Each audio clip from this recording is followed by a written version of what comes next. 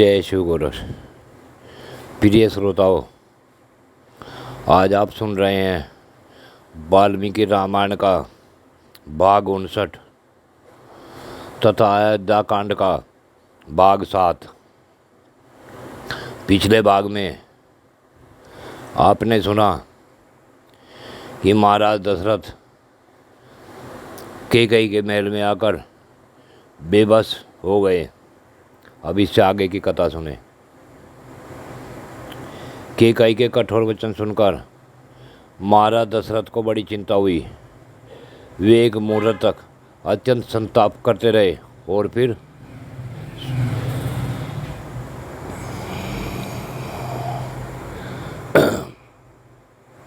मूर्छित हो गए। राजा दशरथ को जब होश आया तो वे बड़े रोष में आकर कैकेयी से बोले, आओ धिक्कार है। यह कहकर वे पुनः मूर्छित हो गए।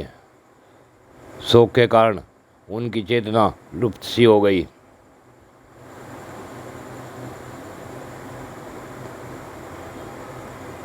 बहुत देर के बाद जब उन्हें फिर चेत हुआ तब वे राजा अत्यंत दुखी होकर कैकेयी को अपने तेज से दग सी करते हुए क्रोधपूर्वक बोले, हे दयाहीन दुराचारणी कैकेयी, तू इस कुल का विनाश करने वाली डायन है।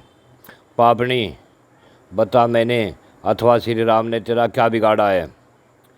रामचंद्र जी तो तेरे साथ सदा सगी माँ का सा बर्ताव करते आए हैं, फिर तू किस लिए इनका इस तरह अनिष्ट करना चाहती है। मुझे तो लगता है कि मैंने अपने विनाश के लिए ही तुझे अपने घर में लाकर रखा था। मैं नहीं जानता था कि तू राजकन्या के रूप में तीखी विष वाली नागिन है। जब सारा जीव जगत श्री राम के गुणों की प्रशंसा करता है तब मैं किस अपराध के कारण अपने उस प्यारे पुत्र को त्याग दूं। मैं कौशल्या और सुमित्रा को भी छोड़ सकता हूँ, राजलक्ष्मी का भी परित्याग कर सकता हूँ, परंतु अपने प्राण स्वरूप पितृभक्त श्री राम को नहीं छोड़ सकता। अपने ज्येष्ठ पुत्र श्री राम को देखते ही मेरे हृदय में परम प्रेम उमड़ आता है, परंतु जब मैं श्री राम को नहीं देखता हूँ तब मेरी चेतना नष्ट होने लगती है। हे पापपूर्ण निश्चय वाली कैकेयी, तू इस निश्चय अथवा दुर्ग्रह को त्याग दे। यह ले, मैं तेरे पैरों पर अपना मस्तक रखता हूँ, मुझ पर प्रसन्न हो जा।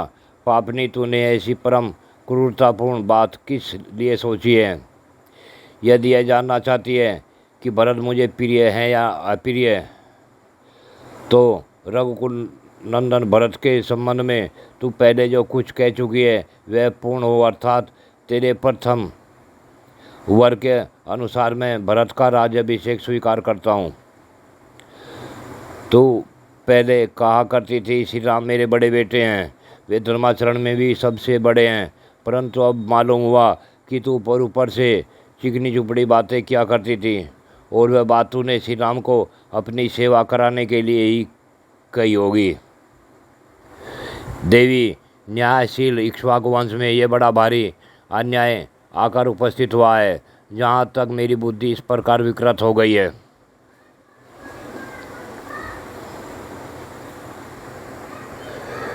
राजा बोले,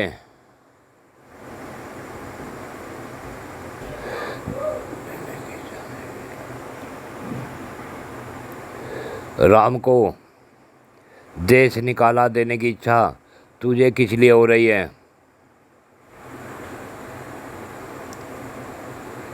देवी, महर्षियों के समान तेजस्वी उन सीधे साधे देवतुल्य श्री राम का तू क्यों अनिष्ट करना चाहती है।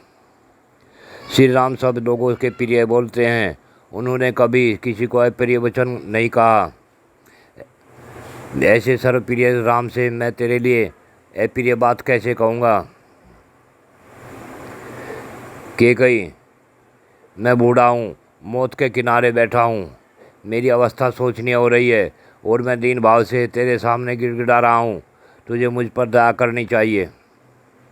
समुद्र पर्यंत पृथ्वी पर जो कुछ मिल सकता है वह सब मैं तुझे दे दूंगा, परंतु तू ऐसे दुराग्रह में न पड़ जो मुझे मौत के मुंह में ढकेलने वाला हो।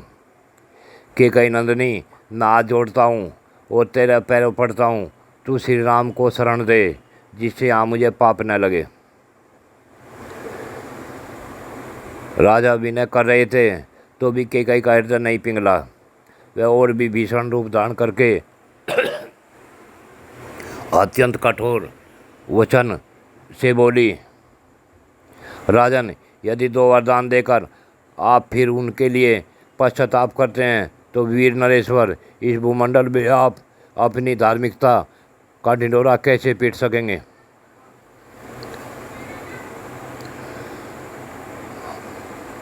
बहुत बड़े संकट से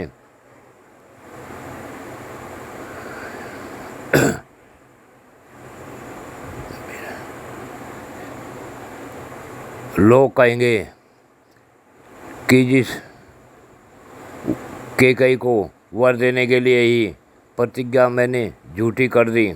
महाराज, आज ही वरदान देकर यदि आप फिर जाएंगे तो विपरीत बात कहेंगे तो अपने कुल के राजाओं के माथे कलंक का टीका लगाएंगे। इस प्रकार की बातें कहती हुई कैकई बोली, आप मेरी बात क्यों सुनेंगे? ये दुर्बुद्धि नरेश, धर्म को तिलांजलि देकर श्री राम को राज पर अभिषेक करके रानी कौशल्या के साथ सदा मौज उड़ाना चाहते हैं। यदि श्री राम का राज्याभिषेक होगा तो मैं आपके सामने आपके देखते देखते आज ही बहुत सा विष पीकर मर जाऊंगी।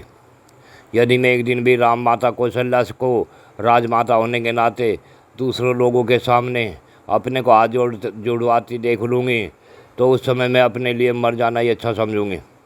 हे नरेश्वर, मैं आपके सामने अपनी और भरत की शपथ खाकर कहती हूँ कि श्री राम को इस देश से निकाल देने के सिवा दूसरे किसी वर से मुझे संतोष नहीं होगा।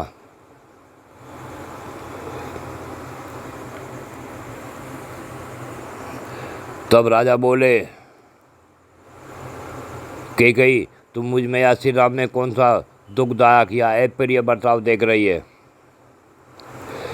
कि ऐसा नीच कर्म करने पर उतारू हो गई है? श्री राम के बिना भरत किसी तरह राज लेना स्वीकार नहीं करेंगे, क्योंकि मेरी समझ में धर्म पालन की दृष्टि से भरत श्री राम से भी बड़े चढ़े हैं। श्री राम से यह कह देने पर कि तुम वन को जाओ, जब उनके दुख की कांति राहुग्रस्त चंद्रमा की भांति फीकी पड़ जाएगी, उस समय मैं कैसे उनके उस उदास मुख की ओर देख सकूंगा। मैंने श्री राम के अभिषेक का निश्चय सूर्योदय के साथ विचार करके किया है। मेरी यह बुद्धि शुभ कार्यों में प्रवृत्त हुई है। अब मैं इसे शत्रुओं द्वारा पराजित हुई सेना की भांति पलटी हुई कैसे देखूंगा। नाना दिशाओं से आए हुए राजा लोग मुझे लक्ष्य करके खेदपूर्वक कहेंगे कि इस मूढ़ इक्ष्वाकु वंशी राजा ने कैसे दीर्घकाल तक इस राज का पालन किया है। हाय, जिसका पुत्र मुझे सबसे अधिक प्रिय है, वह प्रिय वचन बोलने वाली कौशल्या जब जब दासी, सखी, पत्नी, बहन और माता की भांति मेरा प्रिय करने की इच्छा से मेरी सेवा में उपस्थित हुई, तब तब उस सत्कार करने योग्य देवी का भी मैंने तेरे ही कारण कभी सत्कार नहीं किया। हाय, बेचारी सीता को एक ही साथ 2 दुखद एवं अप्रिय समाचार सुनने पड़ेंगे, श्री राम का वनवास और मेरी मृत्यु। जब वह श्री राम के लिए शोक करने लगेगी, उस समय मेरे प्राणों का नाश कर डालेगी। उसका शोक देखकर मेरे प्राण इस शरीर में नहीं रह सकेंगे। उसकी दशा हिमालय के पार्श्व भाग में अपने स्वामी किन्नर से बिछड़ी हुई किन्नरी के समान हो जाएगी। हाय, मुझ दुरात्मा ने जैसे जीते जी ही अपने महात्मा पुत्र को पितृहीन बना दिया। मुझे यह सारा संसार निश्चय ही धिक्कारेगा, गालियाँ देगा, जो मेरे लिए उचित ही होगा। अपने पुत्र श्री राम से यदि मैं यह कह दूं कि तुम वन को चले जाओ तो वे तुरंत बहुत अच्छा कहकर मेरी आज्ञा को स्वीकार कर लेंगे। मेरे पुत्र राम दूसरी कोई बात कहकर मुझे प्रतिकूल उत्तर नहीं दे सकते।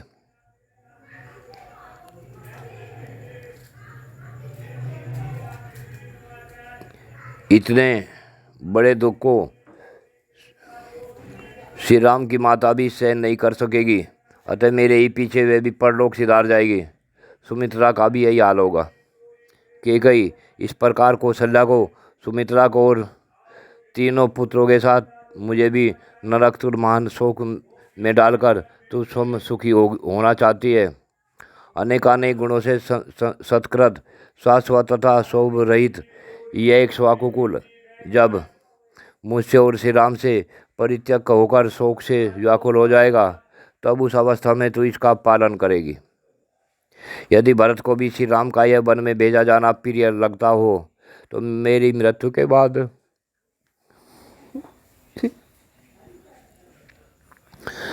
भरत मेरे शरीर का दाह संस्कार ना करे।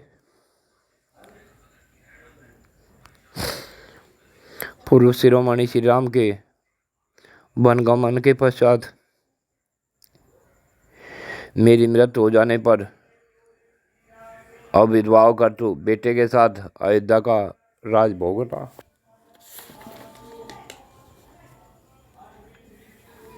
श्री राम का वनगमन और भरत का अभिषेक, ऐसा कठोर वाक्य तूने किसकी प्रेरणा से अपने मुंह से निकाला है? अनर्थ में ही अर्थ बुद्धि रखने वाली क्रूर कैकेयी, तू मुझे संताप देने के लिए ही इस घर में बसाई गई है। अरे तेरे कारण तू अपना कौन सा अप्रिय होता देख रही है? अथवा सबका नियंत्रित करने वाला श्री राम ने में तो तुझे कौन सी बुराई दिखाई देती है?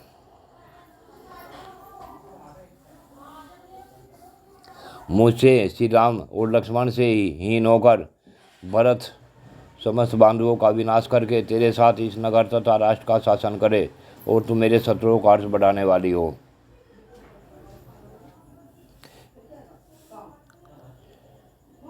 ओ कैकेयी, राज के कुल की जीती जागती कलंक, तू चाहे ग्लानि में डूब जा अथवा आग में जाकर खाक हो जा, या विष खाकर प्राण दे दे, अथवा पृथ्वी में हजारों दरारें बनाकर उसी में समा जा, परंतु मेरा हित करने वाली तेरी यह अत्यंत कठोर बात मैं कदापि नहीं मानूंगा।